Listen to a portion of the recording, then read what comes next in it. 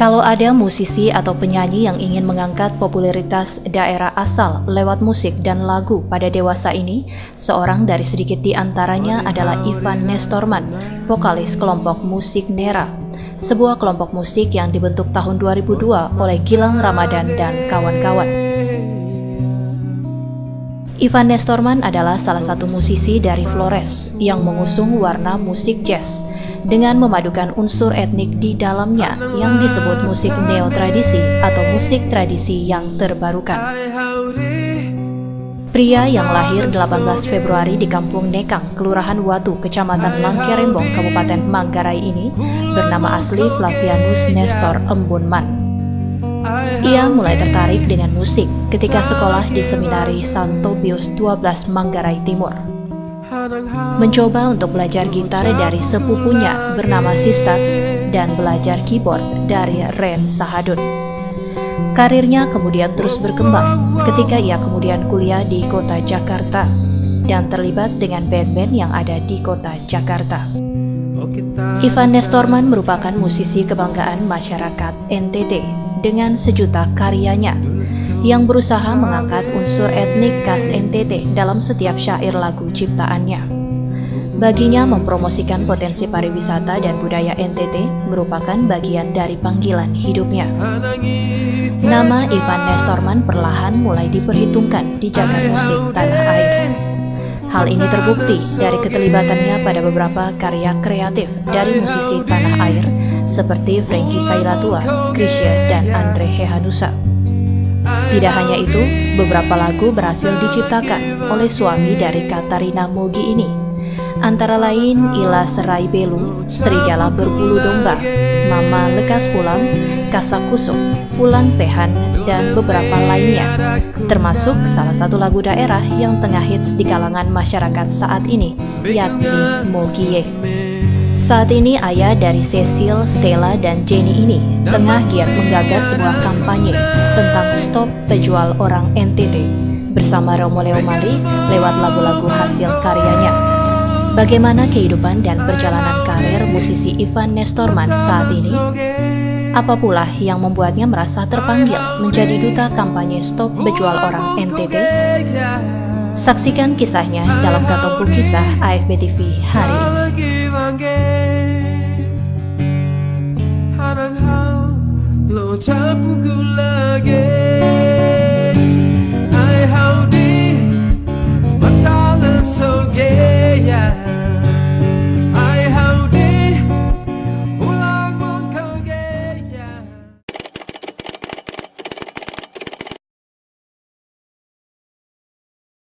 NTT ini sekarang itu gawat, bukan gawat ya, darurat human trafficking. Jadi angka penjualan manusia terbesar itu di NTT di Indonesia. Jadi ini sudah lampu kuning ya buat kita.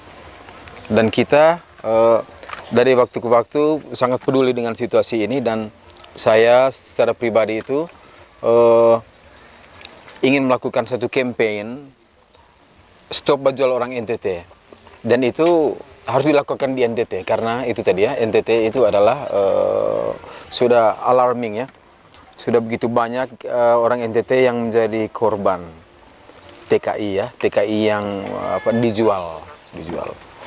Oleh karena itu kita bersama Jeruk, kemudian bersama Romo Leo Mali menggagas satu acara yang disampaikan melalui musik ya, melalui event budaya.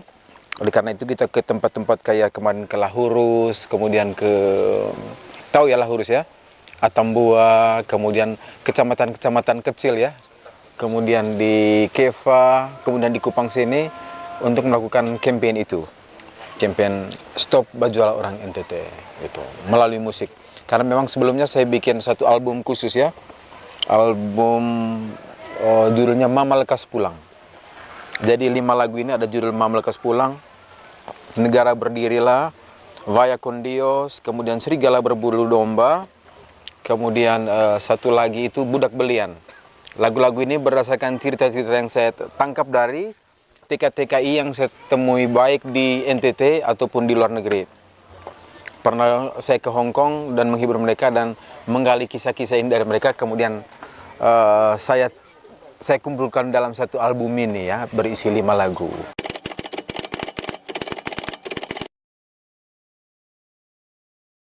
Terlebih lagi saya mau nyemplung ke campaign ini karena musik saya itu adalah musik neo tradisi. Jadi saya suka musik-musik dengan motif tradisi. Nah, musik-musik ini banyak terdapat di NTT. Nah, ketika saya melakukan kampanye, saya juga bisa sekaligus mencatat motif-motif yang kita punyai. Mungkin satu waktu bisa dikembangkan menjadi suatu musik neo tradisi, jadi musik tradisi yang terbarukan. Sedangkan kalau panggilan untuk campaign ini, karena saya orang NTT ya, jadi kalau kasus ini menimpa saudara saya, selayaknya kita tidak tinggal diam. Kalau kita mendiamkan ini dan hanya menonton, jadi kita bukan orang NTT dan mungkin bukan orang beragama juga jadinya. Jadi kita harus merasa terlibat dengan perasaan mereka ya. Jadi kita turut merasa kesedihan mereka, penderitaan mereka. Kami yang sebagai musisi ini memang biasanya punya kepekaan rasa seperti itu ya. Yang lain tentu ada juga, tetapi dari pengalaman saya, musisi punya kepekaan rasa seperti itu dan saya tidak bisa tinggal diam.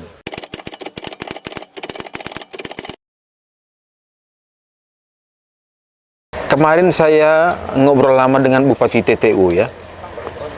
Senang sekali bahwa beliau sudah mengeluarkan peraturan daerah melarang anggota masyarakatnya pergi menjadi TKI. Tidak banyak orang yang berani berbuat seperti itu.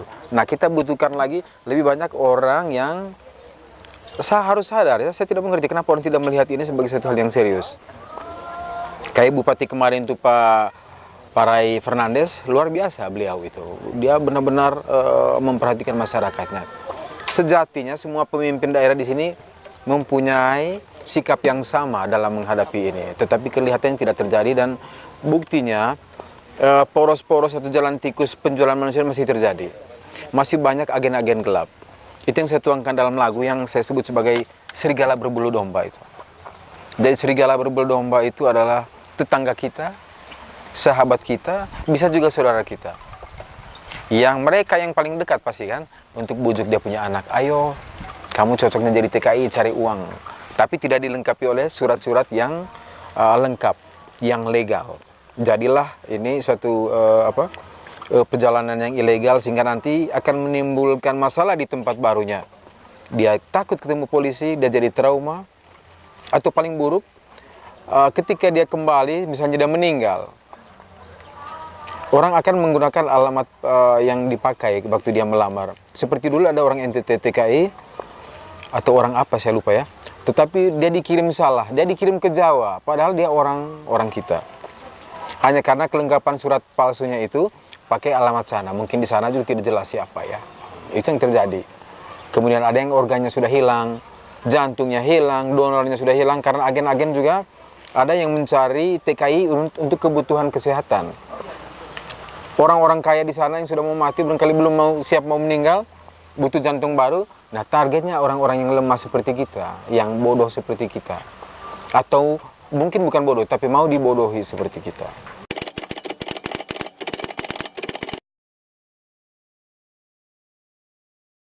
Kita mulai dari kita sendiri, mulai dari kita keluarga kita masing-masing untuk memberi informasi selengkapnya kepada saudara-saudara kita yang punya niat ke luar negeri menjadi TKI. Tapi memang bukan satu masalah yang gampang.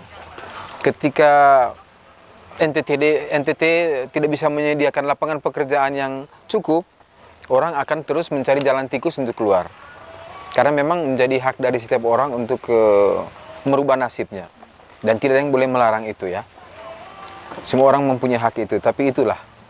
Berpulang dari keluarga masing-masing bagaimana menghimbau, memberi informasi, dan membujuk. Kalau tidak salah sekarang Presiden Jokowi yang saya dengar dari Bupati TTU, sudah memberikan banyak dana ke desa-desa. Tinggal orang masuk koperasi, dapat pinjaman, bisa buat sesuatu gitu. Tidak harus bertani, bisa apa ya yang sifatnya kreativitas. Mestinya sekarang ini dengan presiden yang baru, pemerintah yang baru, semuanya bisa jadi mudah harapannya gitu.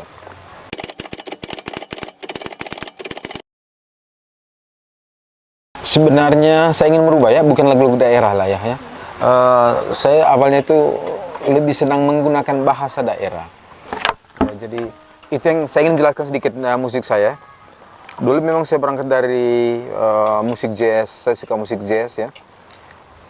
Musik jazz, kemudian musik progresif, kontemporer segala macam. Tapi mungkin semakin bertambahnya usia juga ada kebutuhan untuk pemenuhan jiwa saya gitu ya. Dan tidak ada cara lain, harus kembali ke akar gitu. Jadi kita boleh main musik jenis apa saja, tapi kita harus tetap menampilkan jati diri kita sendiri. Nah, sidik jari saya adalah orang NTT, orang Manggarai. Jadi sebisa mungkin saya menampilkan apa yang menjadi sidik jari saya itu. Misalnya motif-motif Manggarai, atau motif-motif Flores Timur, motif-motif TB, dolo-dolo. Nah, dengan adanya musik neo tradisi, motif-motif ini dipakai dengan ibaratnya menggunakan baju modern. Iya kan? Jadi kitanya sebagai tradisi tetap tinggal, ibaratnya badan kita ini tradisi, kita boleh pakai baju apa saja. Besok baju jeans, baju apa gitu. Jadi tapi bukan kita yang diganti gitu. Hanya musiknya, bajunya. Sesuai dengan kebutuhan. Nanti mungkin kalau yang latar belakangnya jazz seperti saya, mungkin tradisi ini saya akan kenakan baju jazz. Influence-nya dikit-dikit atau rasanya ya, kayak pisang goreng tadi. Aslinya pisang goreng kita taruh coklat sedikit, taruh keju, tapi jangan sampai orang bilang, "Oh, ini jadi coklat." Orang harus bilang, "Oh, ini pisang." Tapi ada rasa keju sedikit, ada rasa coklat sedikit. Jangan sampai tiba-tiba makan pisang jadi cucur rasanya, ya kan? Nah, itu tidak masuk akal. Jadi kita harus tetap pertahankan keasliannya, tapi dengan suatu penyampaian yang lebih kontemporer. Kalau istilah sekarangnya itu, istilah industrinya itu harus lebih radio sound atau radio friendly. Jadi begitu kita setel di Eropa, dimanapun di radio internasional, meskipun mereka mendengar lagu Ovalanga, mereka akan merasa menjadi bagian dari rasa kontemporer itu. Karena no tradisi itu mempunyai persyaratan harus international relevance. Misalnya sekarang ketika kita memainkan gamelan, ya, kalau di Jawa, tidak harus menghadirkan si gamelannya di situ. Bisa saja melalui motifnya, motif yang salendro atau orang sudah tahu, oh ini Jawa, oh ini Jawa Barat, oh ini Jawa Tengah. Jadi kita tidak perlu mengangkat seluruh gamelan itu ke situ. Selain capek, berat, ya kan? Ribet, tapi motifnya yang kita bawa, spiritnya yang kita bawa.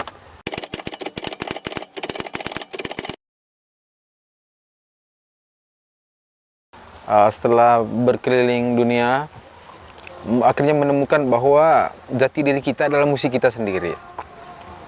Soalnya ketika saya nyanyi lagu barat, orang kurang respon, ya kan? Tapi kalau saya nyanyi benggong atau nyanyi Ovalanga, semua orang bisa berdiri dan orang harus minta diulang lagi.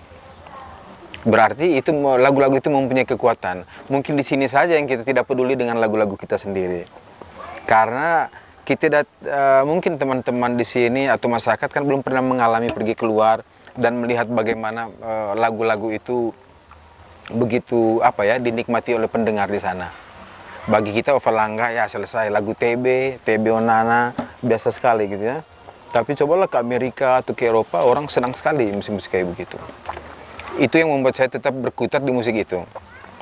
Sedangkan memperkenalkan kembali musik itu ke khalayak NTT sendiri, itu perjuangan juga.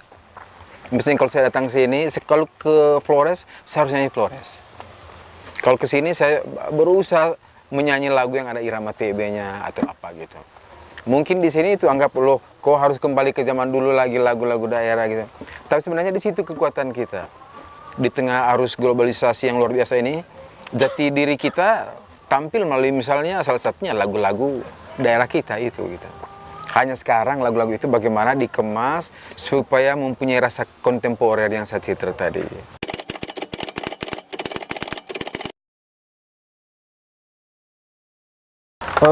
Memang ini butuh waktu buat saya untuk berusaha.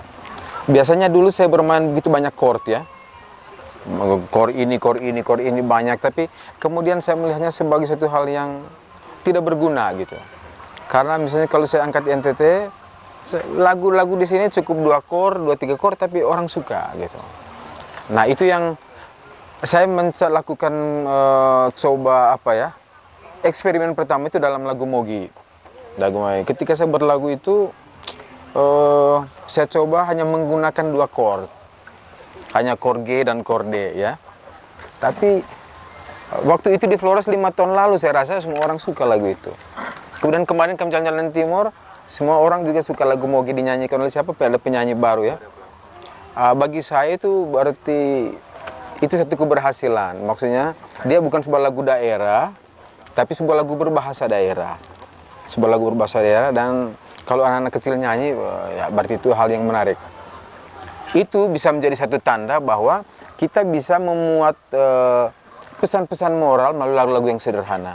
Entah pesan human trafficking, entah pesan neotradisi, entah pesan cinta budaya melalui lagu-lagu yang sederhana. Jadi buat saya lagu Mogi itu luar biasa. Orang nyanyikan di sini, tidak hanya di sini ya, di luar negeri juga. Kita berapa kali menyanyikannya itu, pernah di Afrika, di Australia, Amerika, saya nyanyi lagu Mogi itu, dan orang memang senang sekali lagu itu.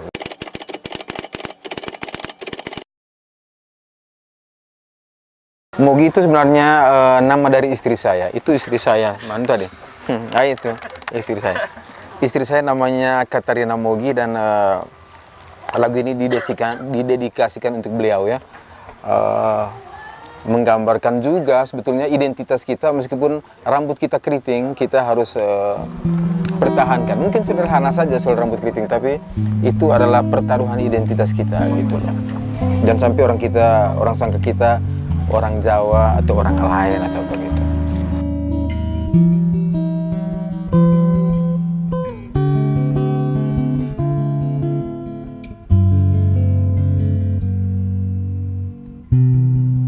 Honey, how did I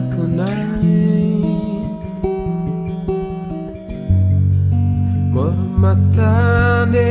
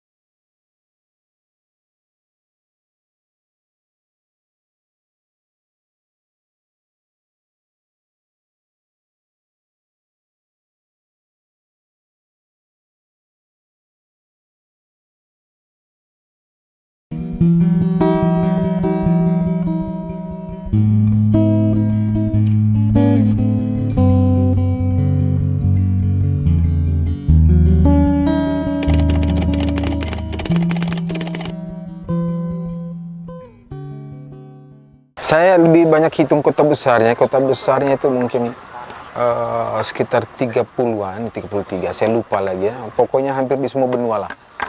Amerika, Afrika. Terakhir 4 bulan lalu saya pentas di di London, di Tower of Bridge di London ya. Itu tempat yang bagus sekali dan menjadi ikon dari London, kota London. Jadi tapi ini karena bantuan pemerintah juga, memang kita bikin acara besar-besaran untuk mempromosikan Indonesia di sana. Jadi memang saya juga kebanyakan pergi itu dibantu pemerintah dari pariwisata pusat untuk mempromosikan ya, dari duta pariwisata lah gitu. Jadi mempromosikan Sasando, mempromosikan Raja Empat juga gitu. Tapi kebanyakan kalau saya pergi selalu membawa Sasando. Bukan Sasando lah, Sasandu ya, Sasando. Kalau Sasando yang di Kupang, kalau Sasando yang dari Rote yang tradisional. Ya, itu lebih menarik buat saya, itu lebih menarik. Sasando. Iya, saya main. Itu antusiasme dari orang-orang luar sendiri. Itu yang seperti yang saya bilang tadi, ketika kita nyanyi lagu barat mereka tidak dengar. Tapi ketika semua orang mungkin gilanya seperti kita dengar lagu Hotel California di sini kali orang kali, atau lagu apa gitu ya.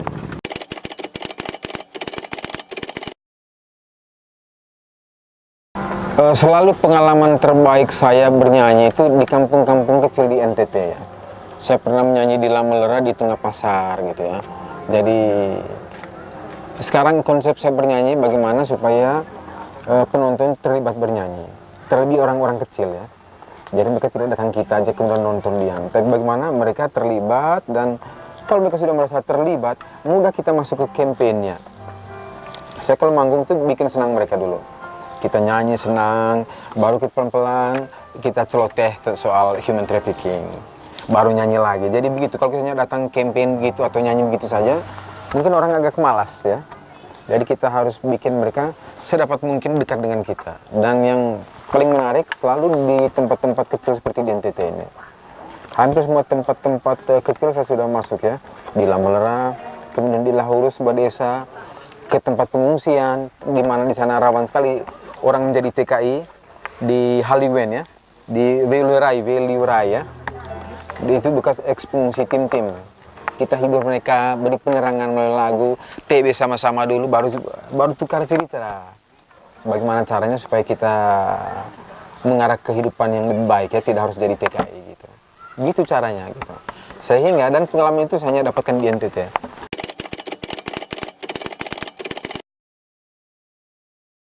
Kalau karir, ya mungkin saya hampir 50 tahun ya, jadi saya sudah merasa nyaman dengan saya punya karir ini. Artinya jalan yang saya tempuh memang sulit karena sedikit orang berminat terhadap ini. Tapi kalau kita tidak serukan ini, terus nanti lama-lama orang lupa budaya kita, lupa lagu-lagu tradisi kita. Jadi harus selalu ada orang yang jaga di bagian itu. Biar yang lain senang-senang nyanyi apa. Kalau saya biar jaga yang bagian itu aja gitu. Selama itu membuat saya rasa saya merasa damai, merasa tenang, tentram, ya kenapa tidak gitu. Saya nggak terlalu mempersoalkan hal lain. Lebih senang gini-gini jalan bawa gitar ke kampung-kampung, itu kebahagiaan saya gitu. Sekaligus bisa lebih dekat ke orang, dan kita bisa menimba sebanyak mungkin energi dari mereka. Mereka adalah sumber inspirasi yang tidak ada habis-habisnya. Kemarin kami di Keva sempat jam session dengan pemusik ini ya, pemusik tradisional. Bapak-bapak tua main viol, main suling. Wah, itu benar-benar mungkin kayak kita nonton Michael Jackson gitu buat saya gitu ya. Tak tergantikan, luar biasa ya. Nah, itu sesungguhnya yang saya cari. Jadi malah sekarang cita-citanya seperti menjadi orang kampung seperti itu. Jadi orang datang benar-benar diri sendiri gitu.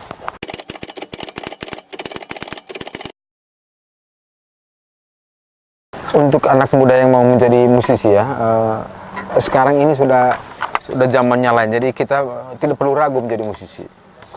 Menjadi musisi itu banyak, bisa menjadi guru musik, bisa menjadi penyanyi, bisa menjadi pemusik, bisa menjadi arranger, bisa menjadi komponis. Jadi banyak. Mungkin kalau dulu kehidupan musisi agak susah, sekarang ini saya rasa sudah terbuka banyak kesempatan untuk orang muda bermusik. Sekarang di Jakarta itu lagi ramai, semua orang tamat begitu lepas S1 semua bermusik, berkarya sebanyak mungkin gitu, dan semuanya hidup gitu. Bahwa ada up and down dalam hidup itu biasa lah ya. Semua orang juga mau manajer, mau apa juga ada jatuhnya, ada bangkitnya di semua sisi kehidupan gitu. Jadi tidak hanya orang yang kerja di bank saja yang makmur, yang musisi tidak, atau yang tradisi tidak, enggak gitu. Jadi harus tetap percaya diri. Dan yang kedua yang paling penting itu harus menjadi apa? Mencari jati diri yang sesungguhnya. Harus menemukan sidik jari karya kita. Artinya kita itu harus membekas di hati orang. Jangan sampai kita cepat melupakan orang. Artinya pengalaman orang terhadap kita itu tidak sesuatu yang tinggal atau larut dalam pikiran mereka. Jadi kalau kita sebagai musisi, misalnya bagi saya, anak di OEB Love itu ingat saya sampai kapanpun, itu hal yang menyenangkan buat saya. Atau satu anak dia harus bilang, aduh kakak ingin main seperti itu hal yang membekas buat saya. Dan juga buat dia. Daripada kita hanya angin lalu datang seperti kentut terus langsung hilang gitu. Itu jadi kita harus membekas gitu. Buat saya bisa membekas. Kalau orang mau bilang lee.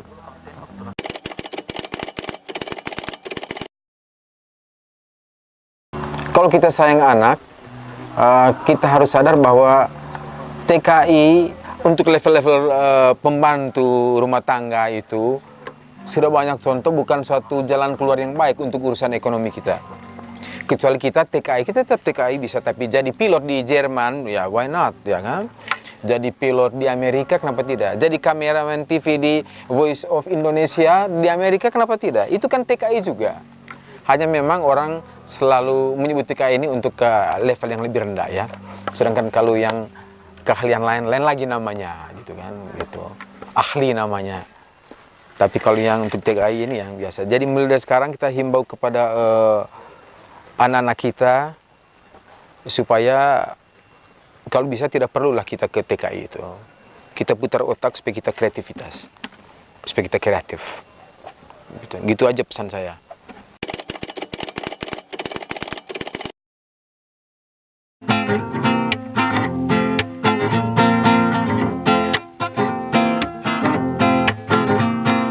Gulana fainga samo giaru tangi more tau tinga umonu ase pula lego.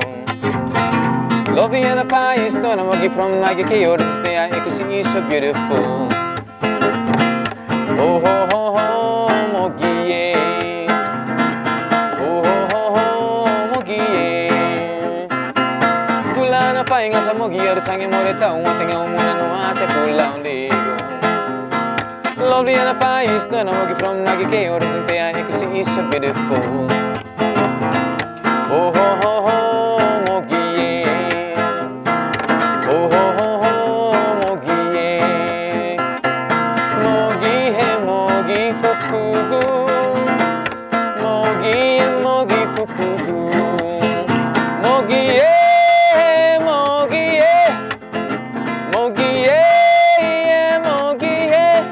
Deo que se valo, Deo que se valo, Deo que se valo, mogie, mogie, mogie, mogie, mogie, mogie, mogie, mogie.